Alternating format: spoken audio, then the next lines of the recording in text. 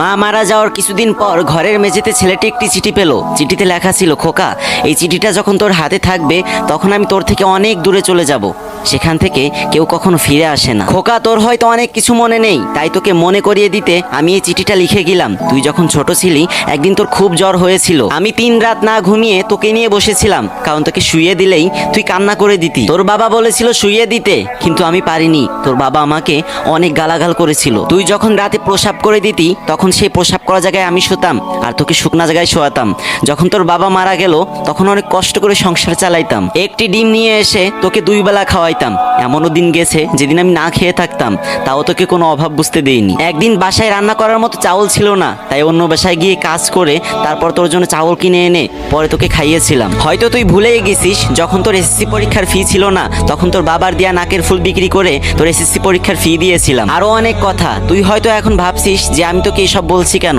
তুই যখন বড় হলি তখন তুই ভালো একটা চাকরি পেলি আর একটা বিয়েও করলি। তারপর দিনগুলো ভালোই কাটছিল, হঠাৎ করে তুই তোর বউয়ের কথা শুনে আমাকে টাকা চুরির অপরাধে অন্য একটা রুমে রেখে দিলি। আচ্ছা খোকা, তোর কি মনে হয় আমি টাকা চুরি করেছিলাম? আসলে আমি টাকা চুরি করিনি, কিন্তু কিছু মনেও করিনি, কারণ তুই সুখী থাকলেই আমিও সুখী। আচ্ছা তোর কি মনে আছে একদিন আমার হাঁটুতে খুব ব্যথা করেছিল আর আমি তোকে বলেছিলাম আমার জন্য ওষুধ এনে দিতে, আর তুই বলেছিল ওষুধ আনা লাগবে না, এমনিতেই ঠিক হয়ে যাবে। তারপর থেকে আস্তে আস্তে আমার শরীরে ফুসকা পড়ে যায়, আর তুই যখন আমার কাছে আসতি তখন মুখে রুমাল দিয়ে আসতি। তুই যে আমার কাছে কখন আমার রুমে আসবি সেই অপেক্ষায় আমি পথ চেয়ে থাকতাম। এক কাপড়ে যে আমি কতদিন কাটিয়েছি সেটা আমি নিজেও জানি না। যখন তুই ছোট ছিলি তখন তুই আমার কোলে পায়খানা করে দিতি, কিন্তু আমার ঘৃণা করতো না।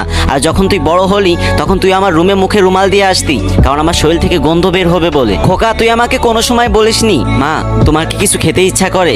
খাওয়ার কথা নাই বাদই দিলাম, তুই তো বিয়ের পরে আমাকে মা বলেই ডাকিসনি। জানিস খোকা, পৃথিবীর সব মাই চাই তার ছেলে মেয়ের মুখ থেকে মা ডাকটা শুনতে, পেট ভরে খেতে না। খোকা, তুই কি পারতি না আমাকে মা বলে ডাকতে? তুই কি পারতি না আমাকে ভালো একটা কাপড় কিনে দিতে?